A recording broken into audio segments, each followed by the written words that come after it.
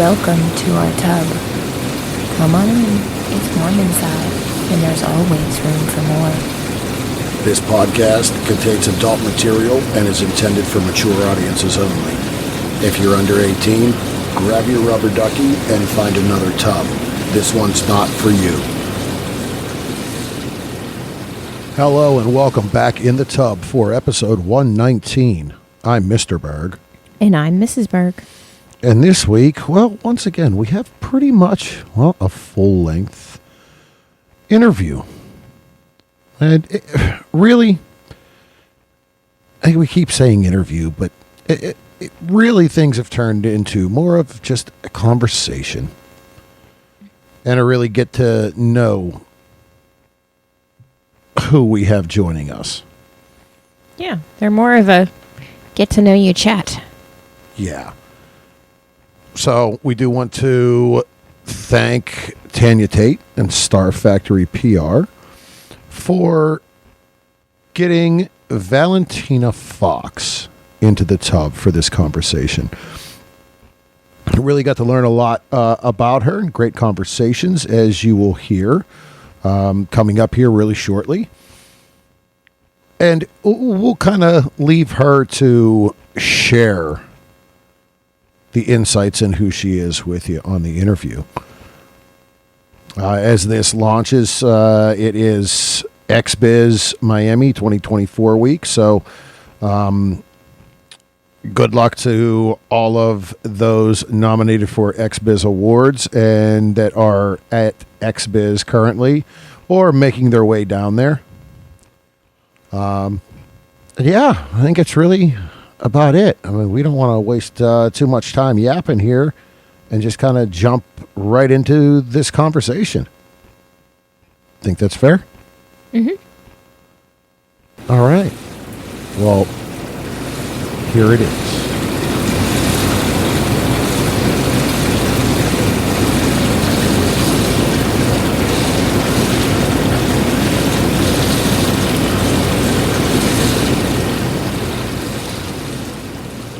All right, welcome back in the tub. As we had shared at the beginning of today's episode, we're joined by a very special guest in the second half of today's episode. We want to thank Tanya Tate and Star Factory PR for bringing our next guest to the tub for a conversation. Our next guest is a multi-nominated performer and content creator. She is a known and influential figure within the financial domination and fetish modeling world. Her content creations have jumped her to the realm of top-selling creator on Clips for Sale and I Want Clips, and her reach is truly worldwide. Please take a minute and welcome Valentina Fox. How are you this evening? I'm good. I'm happy to be here. We're happy to have you. Yes, very much so. So before we get started and get kind of comfortable and start our conversation, can you let the listeners know where they can find you online and on social media? Yes. So I don't have an Instagram at the moment. I have a Twitter, which is I Need Valentina. And my website is the same. It's ineedvalentina.com. And that has links to all my clip stores, my fan sites, texting sites, everything. All right. Very good. And the two of them are the same. We talk to a lot of content creators and guests of the show that isn't always necessarily the way it works. Yeah, I like to make it very, very simple. All right. One-stop shopping. Yeah. Great. Well, again, we chatted just briefly kind of before we started recording and really want to, I think, start off with, as we said in the intro, you're a very influential person within the financial domination and fetish modeling. Mm-hmm. So can you share a little bit with us what got you down that path and into that world and such a unique fetish niche? Yes. Yeah, it is. So I found the community back in 2016 And at the time, I was actually working as a makeup artist in New York, and I was working with a lot of sex work. Like I was working for a sex work magazine and a company that did like website building for sex workers. So I was always kind of like around the community for a few years before I actually joined the community. And then in 2016, I found the Findom space online. So I actually kind of got into this through someone that I know through a sub actually. So there was this guy who I went to high school with who was very like simpy, like, you know, he was always in the friend zone. Like I rejected him a bunch of times and I think he kind of enjoyed it and would just keep like, he was like a puppy dog to me. And we stayed friends after high school and he would, you know, like take me out to dinner all the time. Like even though I had a boyfriend or like whatever, we kind of kept the same relationship. And then in 2016, when I found the Findom community online, we actually were out at dinner that night and I showed him the Twitter page that I had found. And I was like, oh my God, like, this is so crazy. Like, all these women are like bullying men and like they're getting paid so well for it. And I was like, this is like what I do to you. Like, I could do this. And he was just kind of like, yeah, you know, he didn't really have much reaction to it. And then probably like a year after that, he started messaging me and asking if he could buy videos of me laughing. And it initially just started as videos of me laughing with like no context. And then it escalated after a few weeks to, can I send you photos of me? And then you'll react to my photos and you can laugh at my photos and make fun of my photos. And he was like, he was a sissy. So he was like dressing up in like feminine clothes or like panties and bras and stuff. Yeah, so it just kind of escalated more and more into like more intense humiliation and him paying me more. He didn't really make a lot of money though, and I was definitely kind of pushing him to his financial limits, and he was like, you should get on Twitter. And then he actually, this is like, again, a year after I had showed him the community, he shows me his Twitter, and he was like a professional filming slave at this point. Like he had like 12,000 followers, which was just a lot for like a sub. And, Sure. It's just like, I don't know, he had filmed with a lot of pro doms. I thought it was so funny because I don't actually know if I got him into it from that conversation or if he had already dipped his toe in. But yeah, so he kind of showed me that he was like very involved in the community. And then after a couple more months, I ended up joining. And yeah, but I didn't join until the beginning of 2019. Okay. So I just had my 5-year anniversary. Well, Oh, wow. yeah, congratulations, because that's a good while in, and Yeah. you know you're continuing again your growth, your reach, and everything, and that story is really a unique one, and as you said, that question of, all right, was he in that space prior, just the way it worked and that it grew. And again, it's something that I think everybody, you see something, there may be a little interest, and you grew through it just from that little bit. Yeah. Yeah, it's really interesting how it just like worked like so perfectly to get both of us involved in it. But yeah, I'm really grateful too that the first sub that I was like playing with was someone that I knew really well and was really comfortable with, rather than just getting like right into online stuff with people that I didn't really know. And I would imagine that again, the comfort, as you had said, someone that you know and you can kind of grow and feel it out yourself, for lack of better terms, feel it out. Yeah. Great. Well, that's kind of how the lifestyle is too. I mean, and yeah, it definitely makes the experience better if there's the chemistry and the comfort level and sort of knowing each other. yeah, as you delve into new and different things. Yeah, definitely. So at that point, is that when you got into more of the, content. So where did you go next? Was it content creation or? Yeah, I wish I had gotten into serious content creation sooner, because for the first like 5 or 6 months, I was only on Twitter. Okay. It took me, I think, like 5 months to even get on like OnlyFans, and I was on AVN Stars at the time before that closed. Okay. And then I started making clips probably like 9 months to a year into my career, and that is now kind of like my main thing. I love the creative side of clip production. Like I said, I was a makeup artist for a while, so I worked on a lot of sets, and like I just love like creating a set and like making a vision come to life. So that part has been really fun. But yeah, I started just on Twitter and then slowly got onto like the like more adult sites. And like I said, I wish that I had done that a little sooner, but it worked out. Well, yeah, and at the same time, I think that time frame you're saying 2019. Yes, the OnlyFans and some of those clip sites and things were there, but they really hadn't blown up. Yeah. Unfortunately, until the pandemic. Yeah. Yeah, now everybody knows what OnlyFans is. Exactly. Yeah, because when I joined, it was like about a year before it blew up. From clips, then, as you had said, you really enjoy kind of doing that and the artistry.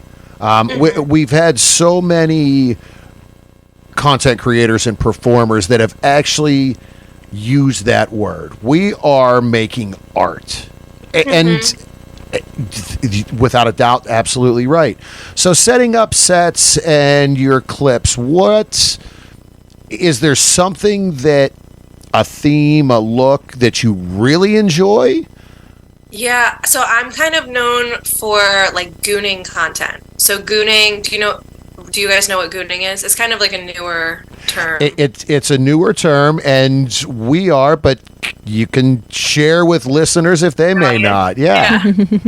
So gooning is like basically extreme edging. So edging is like getting yourself almost to the point of an orgasm and then stopping. Gooning is doing that, but like over and over and over for like hours, like really extreme extended edging. And kind of the point of it is that it puts you in like a really deep kind of subspace. Like it's almost like a meditative trance after, like, some of my subs will do this for like 12 hours straight. Like it's crazy. Yeah, there's some really intense gooners. So I make a lot of like gooning content, like gooner encouragement. I film a lot on like green screen, and I'll do like effects and like kind of like binaural beats in the background, or like just like really like to make anything to make it like more mesmerizing. So I really like making that kind of content. And then I do dress up sometimes. I haven't in a little while, but a few years ago I had a really popular succubus clip series. So for that I was wearing like bright blue contacts and like a really long green wig and like latex and stuff. So that was really fun. I love doing like character stuff, and I've done like lots of fun Halloween clips. Yeah. It's fun to just be able to like create like anything that I have an idea for. Yeah, and it's you, and like you said, you bring that together, and it's a creative release and fun.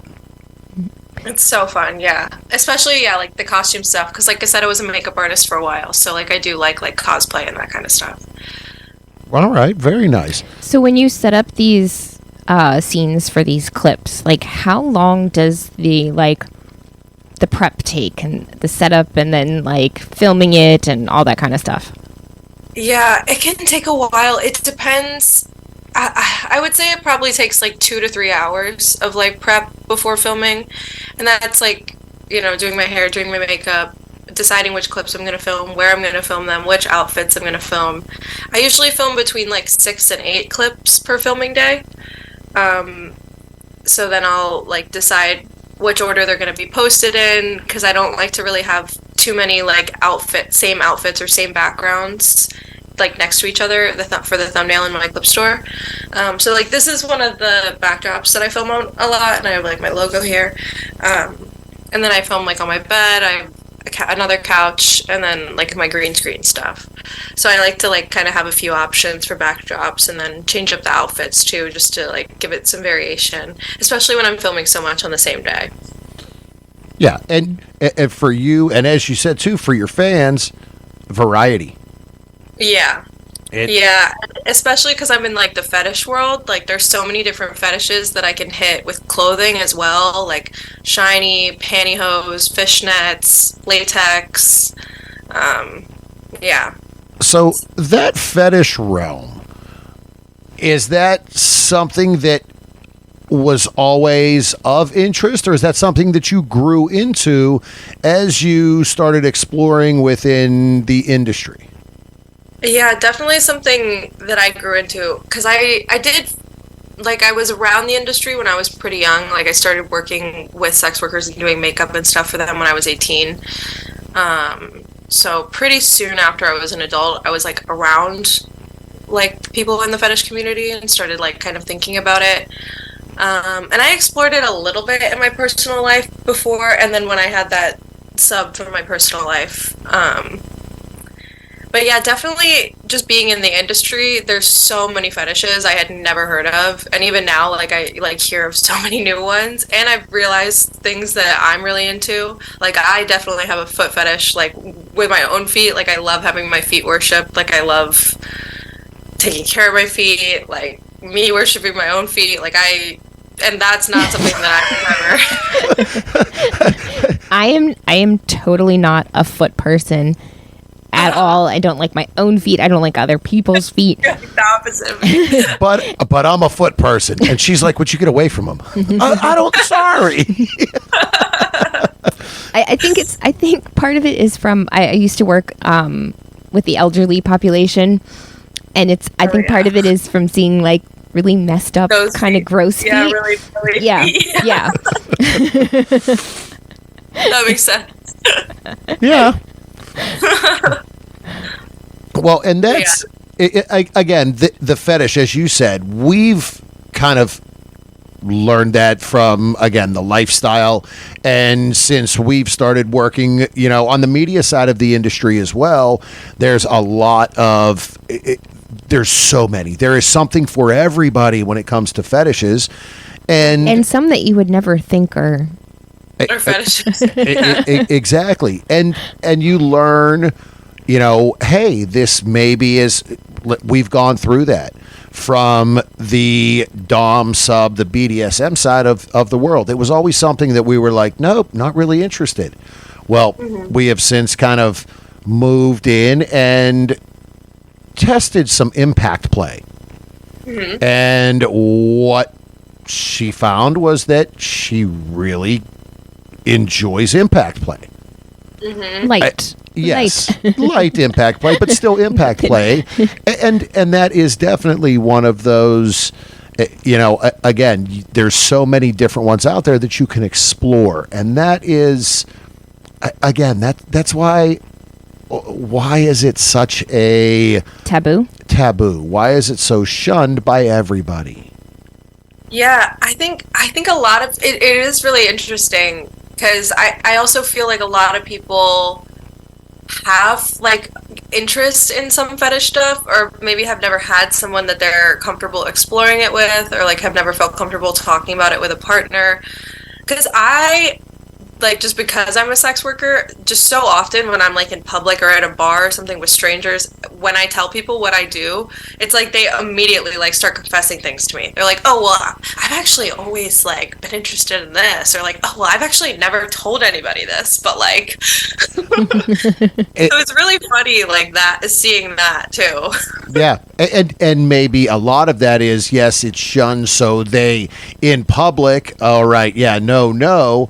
But talking to someone that is in the industry or knows the industry, it's that comfort level. Maybe we can talk openly to this person, because if they're involved in the industry, they're obviously open-minded. Yeah, definitely. Yeah, and that's cool. Like, I do like that part. It is really interesting, like, just that to me that so many people just never try to explore any fetishes, or like never just immediately write it off as like the whole thing is like a no, where like we said there's so many fetishes, like yeah, it's definitely interesting too, like with some of my clients and stuff, hearing that like they haven't shared with their partner of like however many years, like something that I consider like a really kind of vanilla fetish, like a foot fetish, like that's really common, you know. Yeah. And it's so crazy to me to hear people say like they've been married for like 10, 15 years and their wife doesn't know that they have a foot fetish. Yeah. Yeah, exactly. You know, open up about that. And again, as you said, even when it comes to clothing, you know, that is a fetish that people are, well, is that? Yes, there is a fetish with that.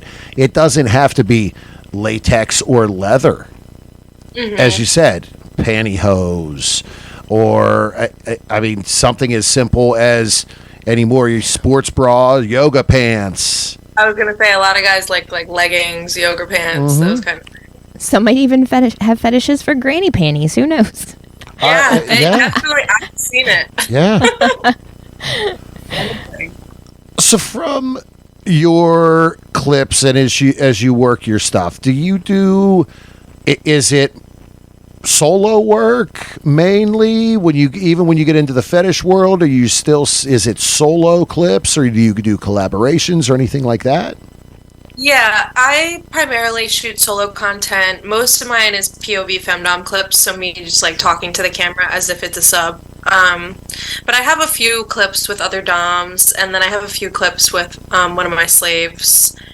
And yeah, for me, I think because I'm more known for like the gooning mindfuck kind of clips, like I was saying, and like more like hypnotic, trancey kind of stuff, they definitely just do best when it's just me. Like for some people, I know that their like real-time content, like their sessions with subs and stuff, sell really well, and that's kind of like their best-selling content.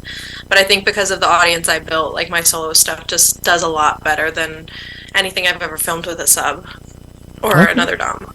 Oh, and that's fair. You're touching more from that straight solo clips from those looking for it. Yeah, it's easier because especially if it's like a green screen and something like really close, like look into my eyes, like, and there's like spirals around me. It's just like, yeah, kind of fits like one person better. All right. From the fetish world, is it more as fetish modeling? So, as you had said earlier, you know, different clothing, different things. You know, have you gotten and done any of the, as a dom, not necessarily the BDSM rope play, anything like that, but, you know, anything a little bit different? Like content-wise? Yeah. Yeah, I've tried rope play a little bit. I like doing videos with my sub, like with a vlogger and stuff. Yeah, I do make giantess content too, which is really fun. So I have like lots of like little people, and I've done like POV videos with that where I'm like putting the camera down my throat, basically, like as if you're being eaten, or like sitting on my tiny little figurines. But yeah, there's a lot of fetishes that I'm like open to exploring too on my fan sites. Yeah, I would definitely like to be more involved with like rope play and learn like how to use a single tail whip. I love those. They're like mesmerizing to watch. We've seen some people using those, and that is a very, you definitely got to be skilled for it and understand it. Yeah, some people are really, really amazing with them. Yeah, and I forget, there was someone at one of the conventions that she was Christiana Sin. Oh yeah, she did have one, and it was like, ooh, okay, yeah, stand back a little bit on that one. Yeah. So going back to kind of early on, so did you always have kind of the dominant personality? Was it always something you kind of geared towards? Is there somewhere that really kind of came from? Is that, not to go too deep and personal, was that upbringing? Was there something that switched that? So my mom is definitely a very dominant person. She definitely ran my household growing up, and my dad was like always deferred to her for like any decisions or like anything to do with like me or what I was allowed to do or punishments, things like that. It was like always through her. And my dad was definitely like very vocal about that too. He's like, yeah, she's the boss. Like, he would like say things a lot like men are dumb, they're better when women are like just tell me what to do. So I kind of grew up seeing that dynamic. And then definitely my first relationship, it wasn't like a female-led relationship, but now that because I didn't really even know what that was at that point, but looking back on it, it definitely had aspects of a female-led relationship. And then once I moved to New York, I moved there when I was 18. I don't know, like I was getting a lot of attention from men, a lot of whom were like a lot older than me, and I was just like, I want to find a way to make this work for me, and like I want to monetize this basically. I tried the sugar baby thing for like a couple months when I was 18, and that just didn't really it didn't work. I did not like that power dynamic, and like I said, I didn't really know about financial domination or even really femdom at that point. And then once I met a pro dom for the first time when I was 18, and she had me read this book called Hoe Tactics. That's like, it's basically about like how like manipulating basically, but like from, I would say it's like advice for not really sugar babies. I guess kind of leaning into that. I don't know. It's like getting tricks basically. Okay. So I read that for the first time when I was 18, and that definitely like changed my perspective on stuff. And then, like I said, I think I was like 19 when I found the findom community, so pretty soon after.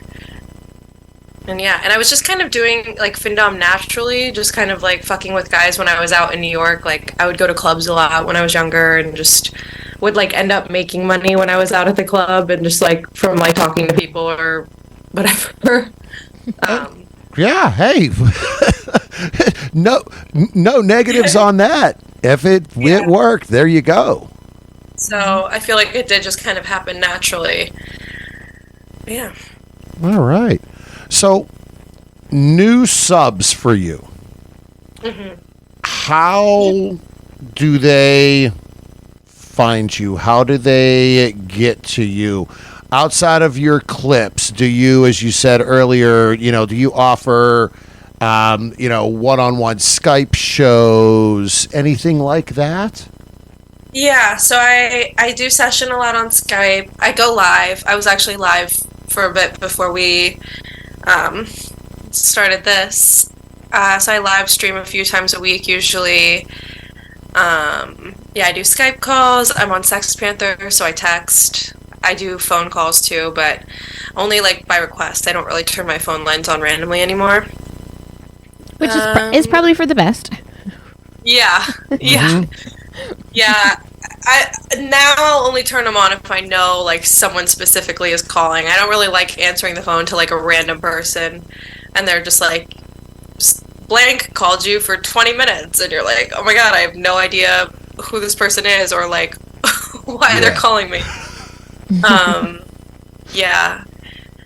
So, yeah, and then I do in-person sessions, but that's more rare for me. I have a few in-person subs, but they've worked their way up to that. It's, again, that comfort, someone you've known for a while, and yeah, that makes absolute total sense. Yeah, the majority of my career is like content creation and like clip creations stuff. So I don't really like need to do in-person sessions. It's just when I actually have built a relationship with a sub and I really like them and I think it'd be fun to play. Sure. Any thoughts as far as from the fetish world moving into mainstream? Yeah, it's really interesting, like, because I feel like you see the fetish stuff, like, and you see, like, inspiration taken from the sex work community so much in, like, pop culture and, like, mainstream fashion now, just with, like, pleasers going viral in the past couple years and, like, lots of, like, influencers and, like, celebrities wearing pleasers on stage or, like, I've seen, like, so much more latex and stuff, too, or, like, I saw I don't remember even who it was.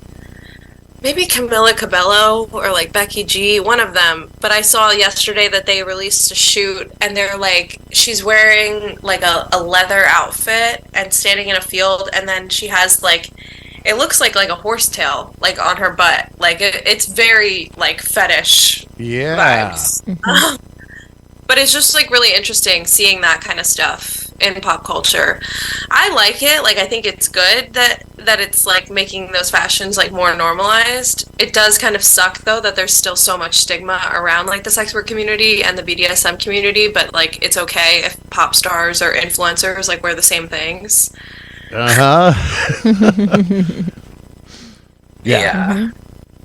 Or like sex workers will get their Instagrams banned for like a fully clothed photo and then like celebrities can post like their nipples and stuff on Instagram. Like it just doesn't make sense. Yeah, that's definitely become a big sticking point and a big struggle. Just the again, we've seen so many friends and performers that are like, we got kicked off of IG again for this photo, and I'm like, well, the one right below you for whoever, somebody not in the sex work community, post this with a see-through shirt and their nipples are out and everything, and that's fine. That's fine. Yeah. It is. It's insane. It's crazy. Didn't we get something that like? Yeah, we've gotten that. And we've it wasn't flagged. even. Yeah. Yeah, that's crazy. Yeah, it just crazy. So. The other thing we have to ask as we look, are you delving into the ink? Yes, so when we first tend to be drawn to performers and creators with ink. Yep, body art, and that was a thing. As we've looked through your social media, you have a lot of artwork. Yes. When did that start? And can you share a little bit, about? Is there any stories you'd like to share? Is there a piece that's really more near and dear to your heart? Yeah. So I actually got my first tattoo when I was 16. In the state that I grew up in, like you could get a tattoo when you were 16 if your parents signed a permission slip. So I got my first tattoo when I was 16. I have a moon on my side. That was the first one. It's the only one in color because my mom only likes color tattoos and would only sign the form if I got it in color. So that's why I only have one in color. Yeah, and then I actually haven't gotten a new tattoo in a while. The majority of my tattoos I got in New York. Like this whole sleeve was done by one artist in New York. Oh, wow. I started it when I was 18 with like the shoulder piece, and then I think I finished it when I was probably like 24. But I would only do like one time a year. Usually for my birthday, I get myself a new tattoo. Oh, there you go. Yeah.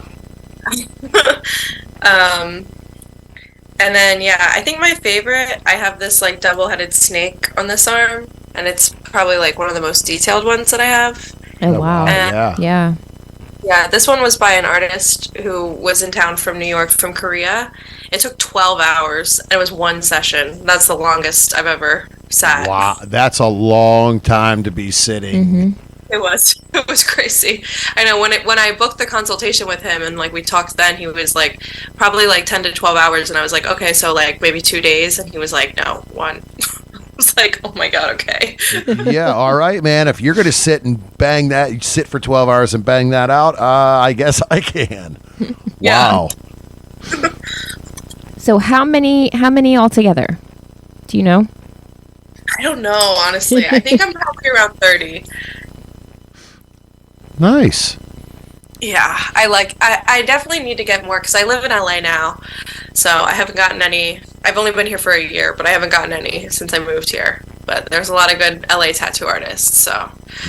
Yeah, there are some good there are some big names out there, and definitely some names well known. So Yeah. awesome. I like going to like the conventions and stuff too, like the tattoo conventions and getting stuff at those. Yeah, nice. Is there any place that you've avoided getting tattooed? I really want to get my armpits done, and I've avoided that because I'm scared. Yeah, I can just. Yeesh. Yeah. I've thought about getting my neck before. I haven't done that. Part of why I haven't done that honestly is like my brand and like work stuff. Like I already have my hands done and I know that I'm kind of I don't know. I don't want to like niche myself too much in like the alternative Right. like category, you know. So I think I'm gonna give the neck tattoo a couple years. and that one, I mean, we've met some people with that, and I'm like, ooh, eesh, I don't know that I can go there. I'm sure that is it. I just always having think to that sit when I there. see guys like with their skulls done, like when they have the Yeah. Yeah, bald guys and your head's done. I'm like, oof. I mean, I'm starting to get a receding hairline, but I'm not thinking about getting a needle and ink there. No. yeah, yeah. I feel like you'd like feel it vibrating your brain. Yeah. Yeah, I just that's skin and bone. Yeah, there's nothing. Yeah. Yeah, definitely the most painful spot I've done was my hands, like my fingers and stuff, and like the sides of my hand. Oh yeah, down along the bottom. Yeah, really rough. Well, there's also a lot more nerve endings in your hands. Yeah. Yeah, and again, we like to talk about that. Yes, we are drawn to that. Another form of art. And within the mainstream adult industry, that still is something that's kind of pushed to the side and shunned. It's more in the fetish world, and it's a matter of, all right, when's it going to stop? When are we going to let that be accepted? Yeah, I've heard that I'm friends with a few porn stars, and like I've heard that from them that like it's harder to book scenes when you're a tattooed model. Yeah, I mean, I know some people. I always kind of forget because I feel like the majority of the people I'm around have tattoos or are like accepting of tattoos. I always kind of forget that people do have that mindset still. And then yeah, I saw like a viral post actually of like a tattooed model that I follow and know. She went viral and like this guy was like saying that it made it onto like Red Pill Twitter basically and was like, look at how these women have like ruined themselves. And there was like it had like 100,000 like likes and retweets and comments. Like it was like really a very, very viral post. And it was really crazy for me to see just like how many people do have such a strong opinion on them still. Yeah. Yeah, it's crazy. And I think it's a lot more like generational too. Yeah. Yeah. It's definitely older people are not okay. Yeah, without a doubt. Yeah, my grandparents don't love mine. Well, and her Mine didn't either.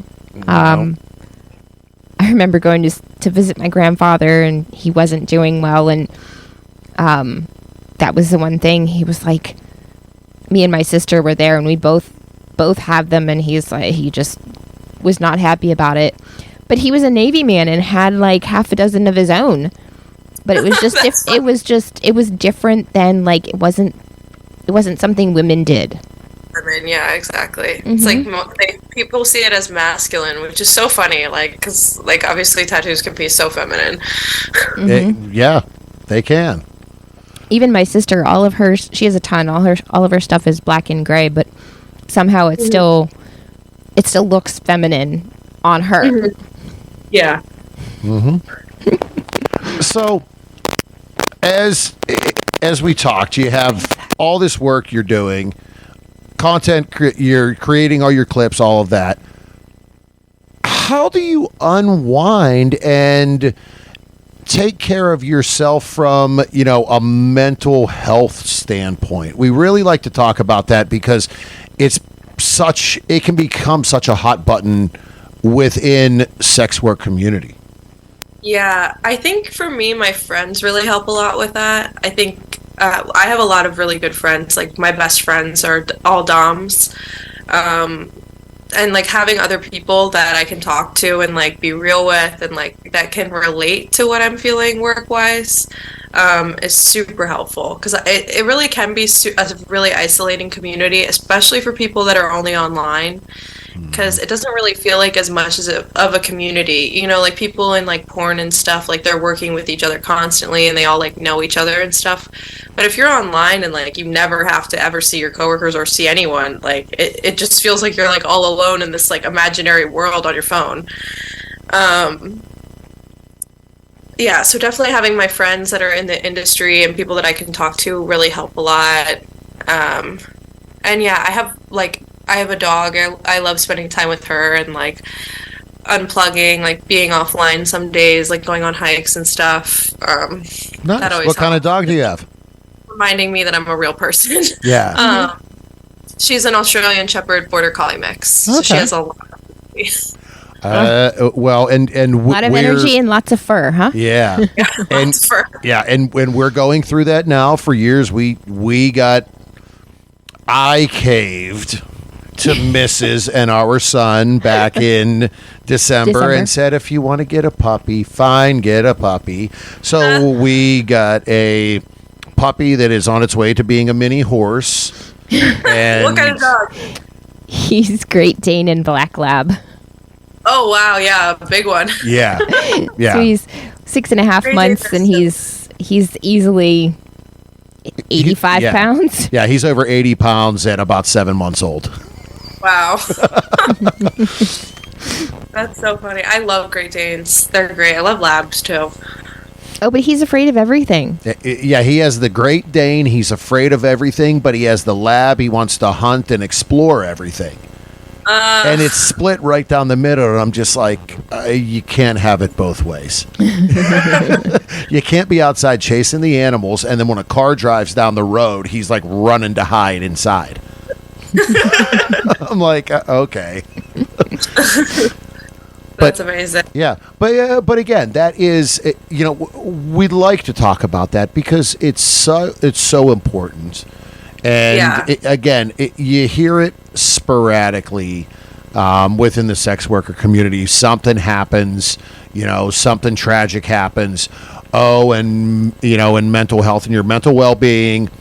But then it goes away after 2 weeks. And you don't hear about it again. But it is so, again, just so important for everybody. Not even the sex work community alone, but everybody. Yeah, I think just unplugging is like the most important part because it's so easy to just get sucked into the online world, especially with findom stuff. Like it can be because a big part of like the financial domination fetish is bragging.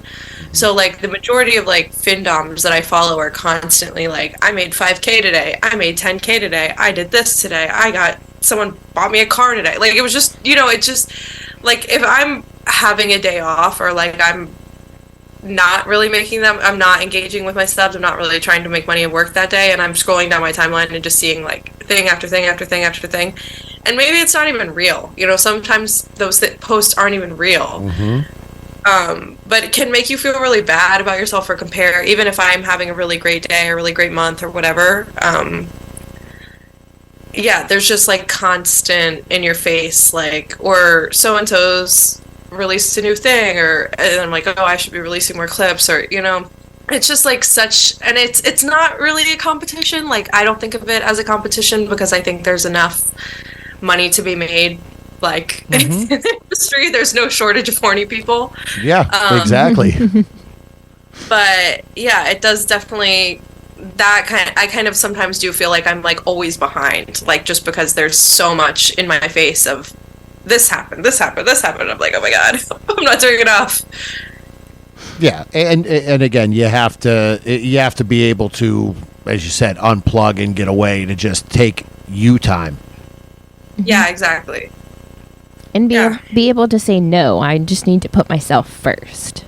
Exactly. Yeah, definitely. I think the most important thing I've learned just being a sex worker is like boundaries and like knowing when it's time for you to log off, knowing that it's time for you to go to bed, like, and it just becomes like that is more important than money. Like taking care of yourself is more important.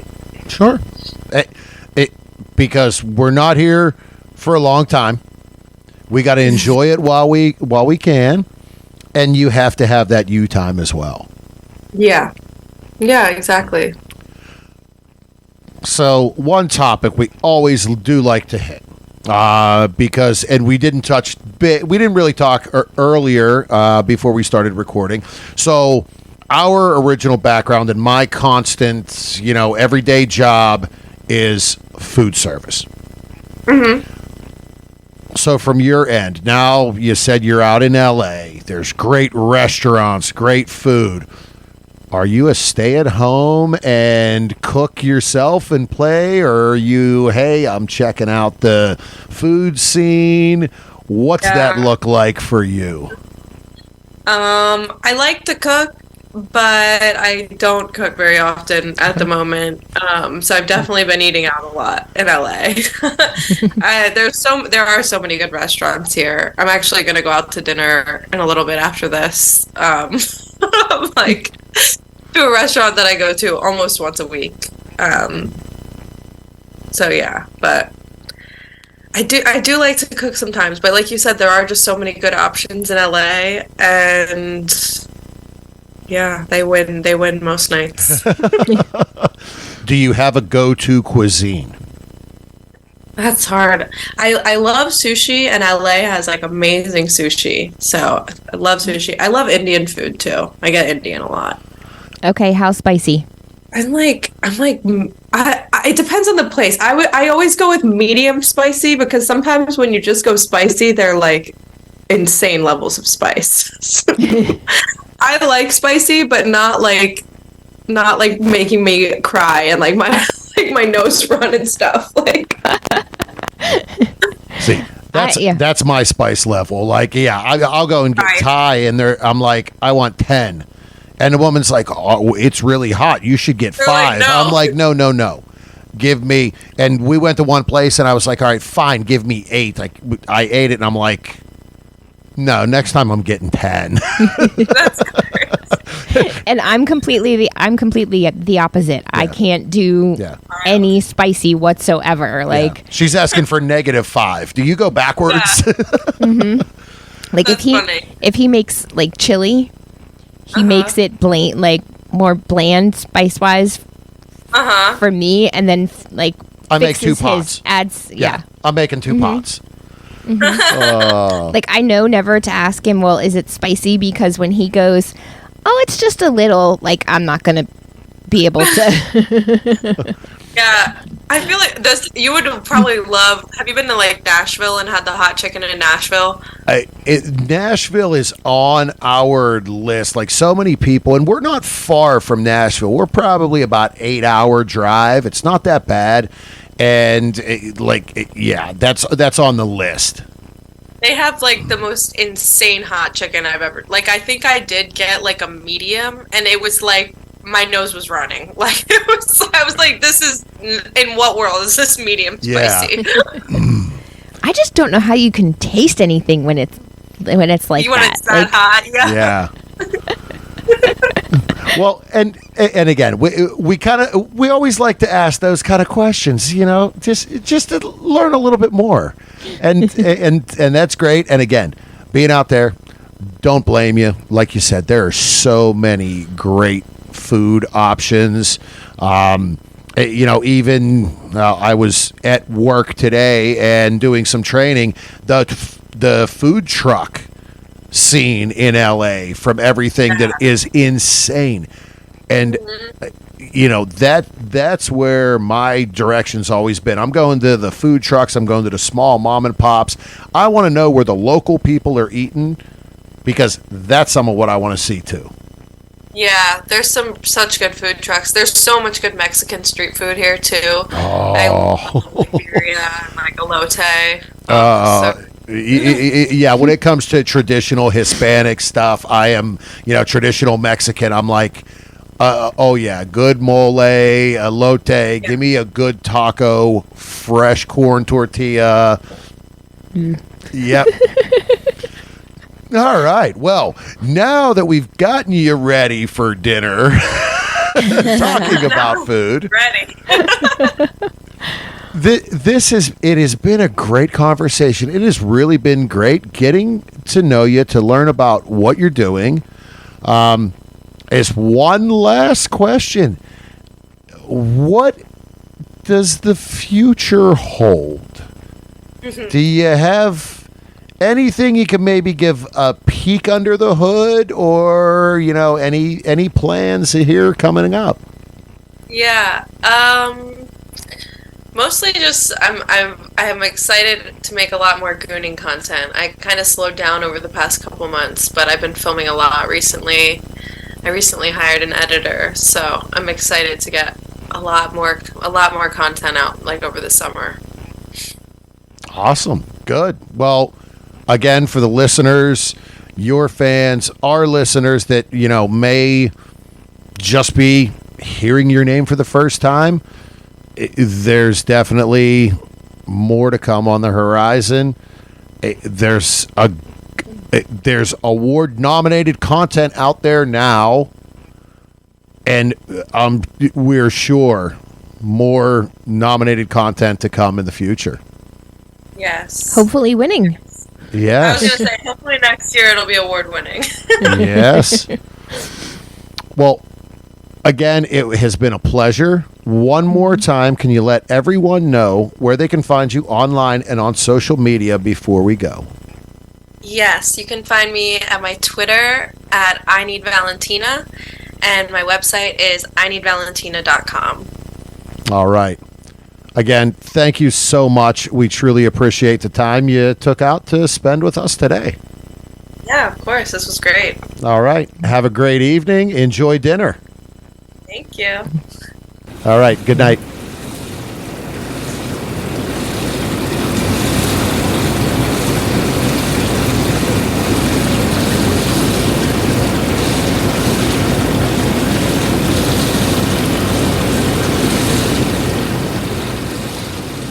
All right. Well, again, hope all the listeners enjoyed that conversation and really learned a little bit about who Valentina is. All we can say, or I will say, is be sure to go check out her links, sub to her pages, and show her that you enjoyed the conversations we had and you want to get to learn more. So, Mrs., you got anything to say? Anything to add? Or are we just going to take it out for the week?